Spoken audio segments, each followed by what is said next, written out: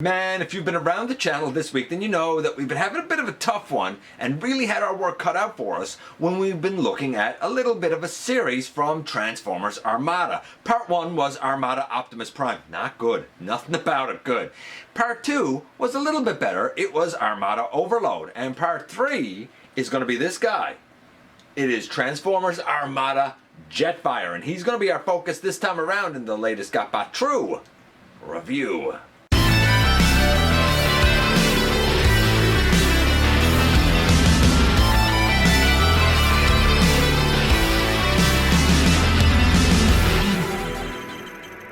Hey one, hey all, welcome back to the channel. I'm your host, your most humble of hosts, Dennis Moulton, aka GotBot. As always, please like, comment, share, of course subscribe, and while you're at it, baby, that's right, light them up by hitting that notification bell. It helps me out a ton, and it lets you know when content of all sorts goes up here on the channel. Check out Machinery of Man, The Everything Factor, Transformers Collectors NL, and the Autobot family. Have a look for me everywhere across social media, and while you're at it, why not visit us on Patreon or check out what we offer through Teespring. And this is part 3. This is Jetfire. Now, to be clear, all of this is on loan to me by friend, I might be thinking enemy now, of the channel, Maximal10. I've never been a Unicron Trilogy guy, and these largely have not been helping. The Armada Optimus Prime is, I don't just think, the worst Optimus Prime we've ever had. I think it's the worst Transformer we've ever had. It looks awful. It feels awful. Everything about it is bad. It's prone to setting on fire, apparently. It's not good. It's really not. There's better Primes within the Unicron Trilogy itself. And, honestly, the Prime that came out in the line before, being car robots or robots in disguise, was infinitely better. Then we looked at Overlord, who kind of goes with Optimus because it can become huge shoulder cannons. Unfortunately, as cool as Overlord is, in all honesty, I think his primary function is just to connect to Optimus Prime. And the robot is an afterthought. The alt mode feels like an afterthought as well. And it shows. But then we come to this guy, who I think is the standout star out of the three. In fact, I think I like him the best. He's a great shuttle, though I detest this. Like, really? I hit that by accident all the time, and I'm not a lights and sound guy. But the conversion is pretty cool. He becomes an alright pair of pants for Optimus Prime. We're not going to see that this time, because we do have a Part 4 coming up, where we'll look at how all these guys interact with each other. But it has interesting conversion, and it gives us a pretty cool robot mode that's actually respectably functional, considering it's from Armada. There are things here that I could say I actually like, kind of unlike the other two. Since he's the standout star, I guess there's nothing left to do but go over to the table and take a closer look at this guy. And so here we are in part 3 of our look at the kind of Armada trio that goes together to give us that, you know, super mega weaponized Optimus Prime thing. And way down on the far end we have Optimus Prime. It's his super mode where he's combined with his trailer. This is the worst thing that has ever happened to Transformers as far as I'm concerned. This is awful. Like, this is worse than Transformers Prime Arachnid. This is worse than Universe Galvatron. It's bad. I have said it before, and I'm going to say it again. If you like the Armada Optimus Prime, do yourself a favor. Go out and get the Fans Hobby Naval Commander. That is infinitely better than this in pretty much every way that I could possibly think of. Then, also in robot mode here, we have Overload, who looks really cool, and he looks bulky. I'll give credit where credit is due. He doesn't function well. The articulation is highly limited, and some weird choices. No knees, but a thigh swivel. No elbows, but a bicep swivel. There are things that could have been done way better with Overload. He's basically about the height of a Voyager, roughly, with the bulk closer to a leader. So if you want an idea of kind of how big he is, he's definitely shorter than Power of the Prime's Optimus Prime. He's about the same height as Earthrise Optimus Prime, but he definitely obviously has more bulk than Earthrise Optimus Prime. Probably has more bulk than the Power of the Prime's Optimus Prime. So we have those two already, but I think that the standout star of this trio is actually going to be Jetfire, even though he doesn't really turn into a plane like I think of Jetfire. Of course, when I think of Jetfire, I either think of movie Jetfire, the old grumpy man, or I think of Skyfire from G1. But I know, this isn't G1, I get it. We're gonna let this guy sort of stand on his own. But I think it is the best out of the three. And since I think he's the best out of the three, how about we focus on him? I do want to note, however, that before we do that, this is going to be, here in part 3, solely about Jetfire. We're not going to see the other two lads here again this time around. What we will do is in a part 4 that will come up after this, we're going to see all three of these guys side by side in their robot mode. We're going to see them all in their vehicle modes. We're going to see how they can interact with each other and go together. And of course, we're going to see the final kind of huge combined mode. And here we have Jetfire. My understanding is, and I really can't recall much of this, I think he was like a lieutenant to Optimus. And I feel like he had like a lot of energy and I don't know, he was kind of boastful, had a lot of bravado. There you go, there's the word I'm looking for. Now he has an oddball little minicon partner down here that works as landing gear. I think it's Commodore is his name. He's weird. He's one of those minicons that I don't like because he's just too strange for my taste. Interestingly, this guy actually has a Decepticon alter ego, Sky Shadow. I think it was Sky Shadow I looked at some time ago. In fact, it was a long time ago, and I did. In fact, it was Cybertron Sky Shadow. I looked at him way back in episode 187. Long time ago. And there are things about that that I liked and things about that that I didn't like. Here's what's interesting, though. Sky Shadow is the alter ego of Jetfire.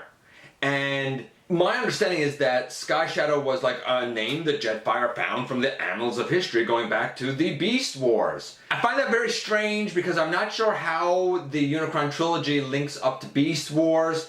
I've always sort of just looked at it and said, hey, this actually does chronologically come after Beast Wars. I know it's not a part of G1, but because of the time that Unicron was like this multiverse singularity, it has that weird linkage. I know, it's strange. But there you go. This is how this goes. Overload, if you don't like parts forming, you're not going to like Overload. If you don't like parts forming here, well, it doesn't really do anything. It's just you got to remove a couple of parts to get into the transformation. But before the transformation, we're going to come down here, we're going to remove this, and we're going to look at the minicon first. Okay, so here's the little oddball that serves as his landing gear. You can also place him under the wings, and it makes the like red missiles drop. Whatever, I'm fine with missiles staying where they're to. There are other minicon ports that he can go on. To do the transformation for the guy, you kind of just go like this, and there, that. I don't know. I don't like this. I don't like it. It turns into a nothing. The robot is so asymmetrical that it looks like a nothing. I guess it could stand up. That's something because not all of these can stand up. This is, in terms of articulation, I guess the arms can go around on ball joints, I suppose. The body turns, but the head doesn't turn with it. He rolls. I don't know. 2, 3, this is nothing great. To me, this is pretty much a throwaway. And speaking of Jetfire, here he is without his nose cone. By the way, the minicon ports that make these missiles drop are right here and over on the other side. You put the minicon on there and it drops. I got news for you. They kind of drop anyway. They don't stay under the most secure. This here, like, it does, I think, different lights and sounds and stuff. Whatever. Now, to do the transformation, we actually come here and begin to take this out, if I can get it out. It's so strange. It stays in here, there you go, so securely. I'm just going to take that out, lay to the side. I guess it has like a blaster feature that way. It also does like a ship taking off type of feature, but whatever. Now, again, I'm not 100% sure on the transformation of this guy. We're gonna do the best we can. I think I kind of got it, but we'll see. And if something's wrong, I'm sure you guys will point it out to me, as I can trust you to always do. But I do like this guy the best of all three. So, oh, we can also come down here and take this off as well. I'm just gonna lay that off to the side. That chest piece will be used later on. I think there's also a way to use the minicon to deploy these things, if I'm not mistaken. I'm going to take these missiles off as well, because guess what? They're going to want to come off anyway. The wings, we're going to bring up around this way, and we're going to bring them out for now like that. We're going to come down here and we're going to flip down the thruster, straighten out the foot.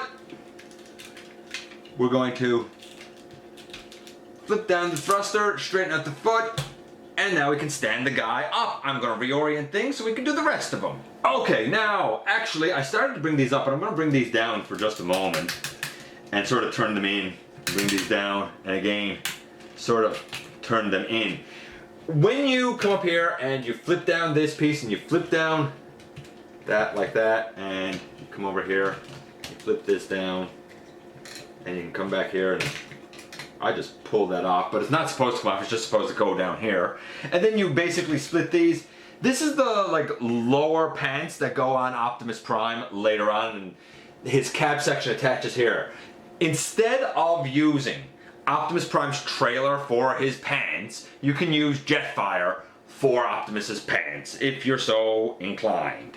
It's up to you, man. Pardon the slight cut there, but I wanted to make sure that I got this nose piece back on before we continued, and I kind of got the wings back up and away. Come down here and extend the leg, and extend the leg. By the way, if you're so inclined and you want to, you can keep these legs extended when he's connected to Optimus as well, to give Optimus knees, even though the knees are pretty low, lower than they should be.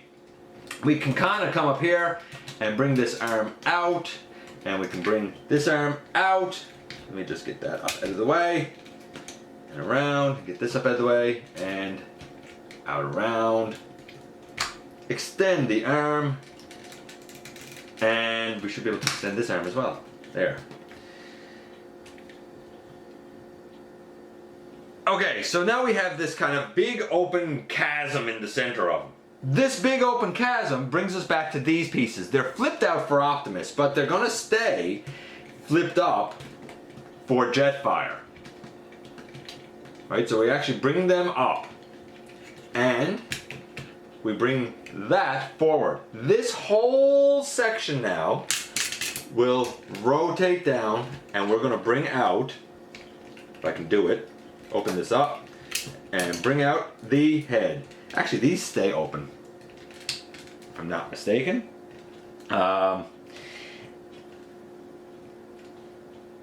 And this section comes up and that folds in. And that is kind of the way his chest should be, basically. And in terms of the wings, I guess you can kind of do this however you see fit. You bring them up and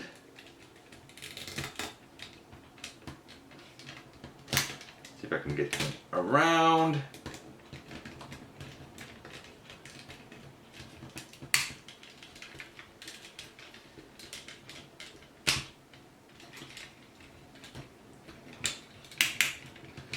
There and there. Out like that. This is the way it's folded up. You bring this armature all the way back, you fold this in really about 90 degrees, you bring it in on the back, and then you angle them out. If this section here came apart, because it needs to be apart for Optimus, now would be a good time, because it's not apart for Jetfire, now would be a good time to make sure you have that toothed back together. But in the end, boom, here we have Jetfire in his robot mode.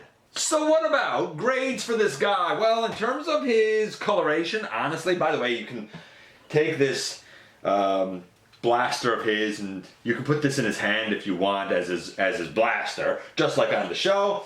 Honestly, like, I like this. I do. I think that in terms of looks, he looks to be about a solid 9.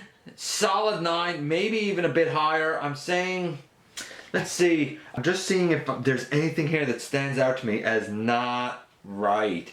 And I don't really feel like there is. I feel like that this looks pretty darn accurate. You know what? I think I'm actually going to be bold and say 9.5. This is pretty much perfect. Then we get to the transformation. The transformation is very interesting. To get to the pants, not hard. Really, to get to the robot, not that hard, because you're kind of just folding out the arms. This whole section folds down and then you just adjust things a little bit. And the legs really kind of just extend out. He stands very solid.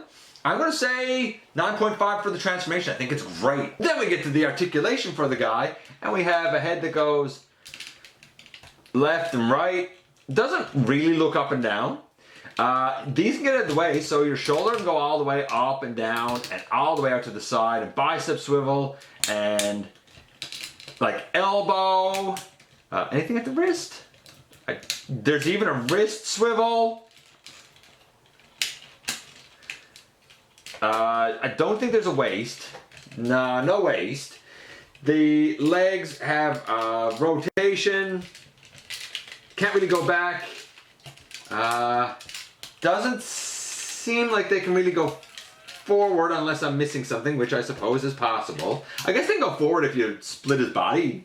Like, if you're okay with splitting this, even though it's supposed to be secure, they can go forward then. So technically, I guess you could get it to do something. I don't think I'd give it to him, but the knees are a little limited, but they're there. Nothing really at the ankle. I'm just going to put this back together. So we had a 9.5 and a 9.5. Again, the weakness is the articulation, but it is the most articulated in terms of him and Optimus and Overload. The single most articulated out of that trio. I wish the legs were a little bit better, but you can do a lot with the arms and with these wing pieces. I'm going to say overall, it's probably about a 6.5. Overall, this guy's about an 8, 8.5. It's a decent Jetfire. It's not Commander class Jetfire. In fact, it's probably best described as a traditional leader class, but overall, hands down, he is the best of all three. And we come back here with him being a functional and fashionable pair of pants. Look, here's the bottom line. Maximal 10 has really put me through my paces by having these guys on loan to me this week. I wasn't familiar with the Armada line until very, very recently. Here's what I'm learning. As we go, I realize I kind of like everything like before Armada. Like, everything seemed like it was advancing and developing, and I could see how we had the technology and the designs kind of growing over time through Beast Wars, Beast Machines, and RID or Car Robots. I like everything after Unicron Trilogy, from animated onward. And even within the Unicron Trilogy, I think I prefer Cybertron and Energon. It feels like to me that Armada sacrificed a lot of functionality for the sake of a bunch of useless, crummy gimmicks. But this guy, luckily, stands out as a star, and I'm glad I'd done him as the kind of third part here. If I'd done him first, I think I would have been exponentially more disappointed in that trash Optimus and the underwhelming Overload. Doing this guy third, I feel like I sort of saved the best for last. Well, kind of last, because we still have to look at the combined mode. And though he's pants here now, the next time we see him in part 4, he is going to be the lower half with a lot more stuff attached to him. For now, though, let me know what you think about this version of Jetfire. You know that I appreciate when you come by and give me some of your extremely valuable time. I do know how important it is to you. If you're in a position to help the channel to grow, don't forget there's a donate link down in the description. You can always visit us on Patreon. or of course check out what we offer through Teespring. Don't forget, somehow, some way, each and every single day, man, you do make a difference. And I look forward, baby, to the next time that you and I get together to have another visit, either in the live streams on Thursday nights, at the stop motion premieres, or the old fashioned way, right here inside the videos.